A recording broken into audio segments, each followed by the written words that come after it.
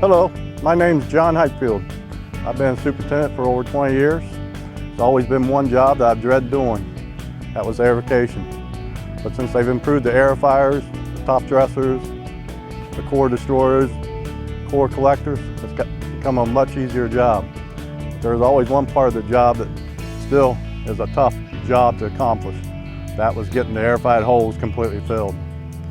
So for the last 5 or 6 years, I've been tinkering with a concept, and I've came up with a brush that now will completely fill the aerified holes in 2 to 3 passes. It takes one guy just 15 to 20 minutes to do a 7,000 square foot green.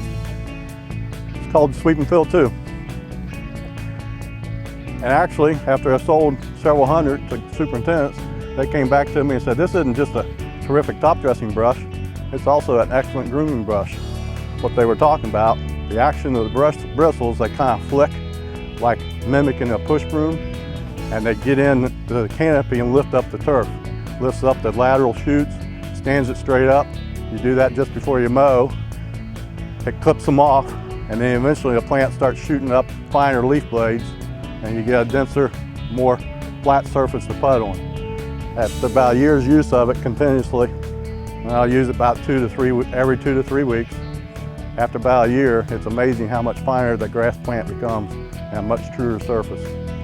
So I've actually coined a new procedure in the golf maintenance industry. I call it flicking. Have you flicked your greens yet? The upcoming video is an instructional video on the Sweep and Fill 2. The process, and more importantly the ease of setting up the Sweep and Fill 2, has made the Sweep and Fill 2 the choice of many professionals. Now let's talk about the setup. Level the towing vehicle. Attach the Sweep and Fill 2 to the towing vehicle with the Sweep and Fill 2 in its lowered position, which means transport wheels off the ground. Adjust the height of the clevis bracket to maintain a level frame and a level tongue in relationship to the ground. Adjust so frame and tongue are within a ½ inch of the same distance from the ground. Do this by positioning the 4 5/16" bolts into holes required to maintain a level frame. Adjust the 4 height adjustment bolts to brushes, leaving 1/4 inch space between lock nut and the top of the spacers. Adjust the chain tension, maintaining a ½ inch slack in the chain by loosening 3 3/8" bolts on the slotted sprocket bracket and slide bracket up or down to achieve the proper tension. Remember, all adjustments are done with the transport wheels off the ground. Raise brush to transport position with 3 to 4 inch ground clearance. Now you're ready for brushing. Grooming before mowing. Lower brush to green and pull in a circular motion around the green. The flicking action of the brooms will lift lateral shoots, leaving the grass blades in a vertical orientation. This action opens the turf canopy for better air circulation and healthier turf. After 3 to 4 brushings prior to mowing, grain will be virtually eliminated. After several more brushings prior to mowing, the grass will become denser with finer leaf blades, therefore producing a truer putting surface.